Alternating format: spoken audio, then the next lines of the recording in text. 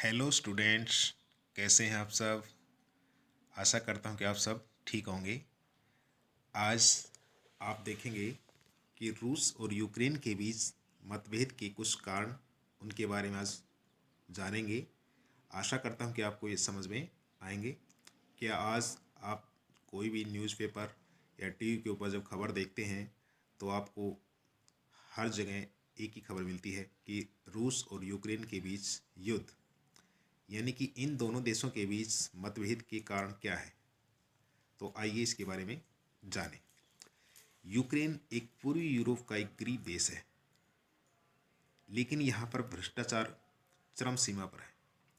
Ukraine के पूर्व में रूस, इसके पश्चिम में हंगरी और इसके उत्तर में बेलारूस, पोलैंड तथा दक्षिण पश्चिम में रोमानिया और दक्षिण में काला सागर स्थित है।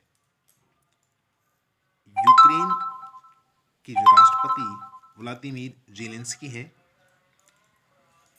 यूक्रेन के प्रधानमंत्री व्लोदिमीर ग्रोइसमन हैं। यूक्रेन की ज़मीन काफ़ी उपजाऊ है। यूक्रेन के पास संयुक्त राष्ट्र काउंसिल ऑफ यूरोप की सदस्यता है। यूक्रेन नेचुरल गैस और पेट्रोलियम का उत्पादन और प्रोसेसिंग खुद करता है, मगर ज़्यादातर ऊर्जा के लिए यह रूस पर निर्भर है।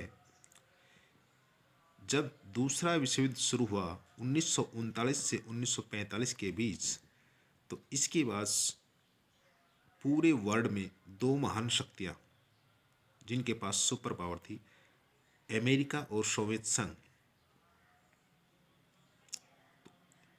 इन दोनों में से सोवियत संघ की सेना ने पूरी यूरोप से अपनी सेना हटाने से इनकार कर दिया और 1948 में बर्लिन को भी घेर लिया। अब संयुक्त राज्य अमेरिका ने सोवियत संघ की इस विस्तारवादी नीति को रोकने के लिए 1949 में एक नाटो यानी कि नॉर्थ अटलांटिक ट्रीटी ऑर्गेनाइजेशन की स्थापना की। इसका मतलब, जो मकसद था वो क्या था कि जितने भी देश नाटो में शामिल हों उनका एक सैन्य संगठन तैयार किया जाए जो आपस में एक दूसरे की मदद करे। तो 1949 में इसके 12 सदस्य देश शामिल थे। इनमें अमेरिका के अलावा Britain, France, Canada, Italy, Belgium, पुर्तगाल, नॉर्वे आदि देश शामिल थे। वर्तमान में नाटो में 30 देश शामिल हैं। नाटो एक सैन्य संगठन है। इसका मकसद था साझा सुरक्षा नीति पर काम करना। अगर कोई बाहरी देश नाटो देश पर हमला करता है तो नाटो के बाकी देशों पर भी हमला इसको माना जाएगा और सभी नाटो के जितने भी सदस्य देश शामिल हैं वे मिलकर मदद करेंगे। दूसरे विश्व युद्ध के बाद दुनिया में दो सुपर पावर देश थे। दो देशों के पास सुपर पावर थी, अमेरिका और सोवियत संघ।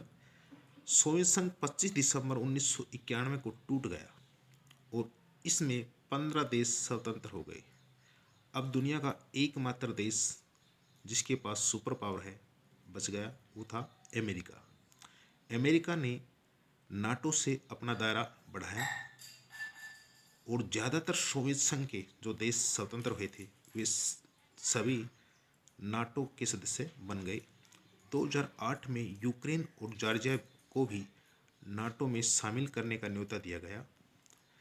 इससे रूस को काफ़ी चिंता हुई।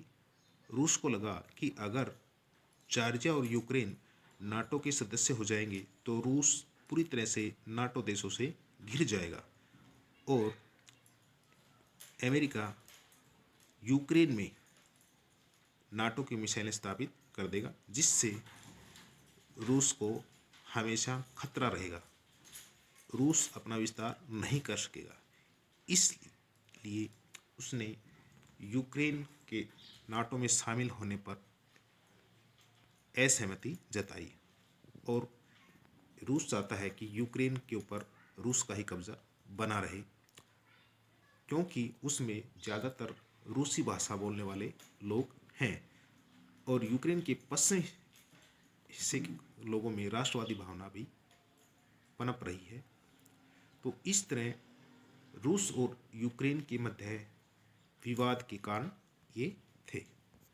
तो आशा करता हूँ कि आपको ये समझ में आए होंगे। धन्यवाद।